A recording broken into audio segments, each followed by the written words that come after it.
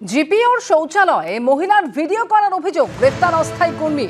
লুকিয়ে ভিডিও করার সময় যুবককে হাতে নাতে ধরে ফেলেন বাকি কর্মীরা। ঘটনা সম্পর্কে আরো জানবো ব্রতদীপ ভট্টাচার্য আমাদের সঙ্গে রয়েছেন এই মুহূর্তে। ব্রতদীপ, ঠিক কি ঘটেছে, কি অভিযোগ এই অস্থায়ী কর্মীর বিরুদ্ধে? দেখো, আজকে হেয়ার স্ট্রিট থানায় জিপিওর একজন মহিলা কর্মী তিনি অভিযোগ দায়ের করেছেন এবং সেখানে যেটা বলা হয়েছে যে সকাল 11:50 নাগাদ তিনি যখন শৌচালয়ে গিয়েছিলেন সেই সময় জিপিওর অন্যান্য কর্মীরা এক যুবককে ধরে ফেলেন হাতে নাতে এবং অভিযোগ যে ওই মহিলা যখন শৌচালয়ে ছিলেন সেই সময় শৌচালয়ের দরজায় একটা ছোট ছিদ্র দিয়ে সেই যুবক মোবাইলে ভিডিও রেকর্ডিং করছিলেন তার অজান্তে। অপ্রকৃতস্থ অবস্থায় মহিলা ছিলেন এবং সেই সময় তার ভিডিও করা হচ্ছিল এমনটাই অভিযোগ। যে ঘটনাটি দেখে ফেলেন জিপিওর অন্যান্য কর্মীরা এবং তাকে সঙ্গে সঙ্গে গিয়ে হাতে নাতে ধরে ফেলেন তারা।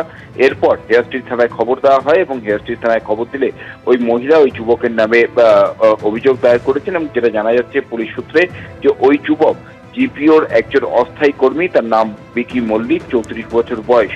এবং তারপরেই মহিলার অভিযোগ পাওয়ার পরে ওই যুবককে গ্রেপ্তার করা হয়েছে এবং তার বিরুদ্ধে ভারতীয় ন্যায় সংহিতার 77 নম্বর ধারায় মামলা দায়ের করা হয়েছে এবং আগামীকাল তাকে আদালতে পাঠানো হবে। কিন্তু একের পর এক ঘটনা, আরজিকরের এই ঘটনার পর যখন বিভিন্ন জায়গায় প্রতিবাদ আন্দোলন চলছে তারপরেও কিন্তু একের পর এক ঘটনায়, গতকাল আমরা দেখেছিলাম হরিদেবপুরে একটি ঘটনা ঘটেছে, এখানে হোস্টেলে ছাত্রীদের ওপর শ্লীলতাহানির অভিযোগ উঠেছে এবং তাছাড়াও হাইকোর্টে একটি অভিযোগ হয়েছিল একজন স্টাফের বিরুদ্ধে। আজকে একেবারে জিপিওতে অফিসের মধ্যে একজন মহিলা কর্মী তাকে তার অজান্তেই গোপনে তার ভিডিও করা হচ্ছিল এমন চাঞ্চল্যকর অভিযোগ উঠেছে।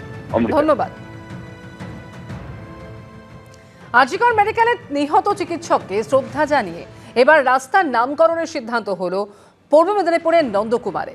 কল্যাণপুর গ্রাম পঞ্চায়েতের মাধবপুর পূর্বপল্লীতে আজ একটি কংক্রিটের রাস্তার শিলান্যাস করেন তমলুকের প্রাক্তন সাংসদ দিব্যেন্দু অধিকারী। তিনি বলেন, আরজিকর মেডিকেলে নিহত চিকিৎসককে শ্রদ্ধা জানিয়ে এই রাস্তার নাম দেওয়া হবে নির্ভয়া স্মরণে।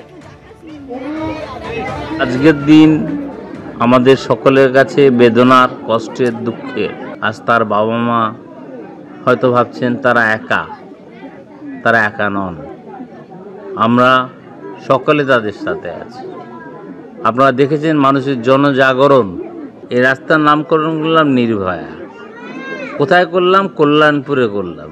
এর থেকে একটা বার্তা চলে যাক সারা বাংলায় যে এই ধরনের প্রতিবাদেরও একটা ভাষা আছে, শুধু রাস্তা নয়। এরপরে পরবর্তীকালে আরও সুযোগ পেলে বর্তমান সাংসদকেও আমি অনুরোধ করব তিনিও যাতে এগিয়ে আসেন নির্ভয়ার স্মৃতিকে ধরে রাখার জন্য, আরও অন্যান্য কিছু করা যায়।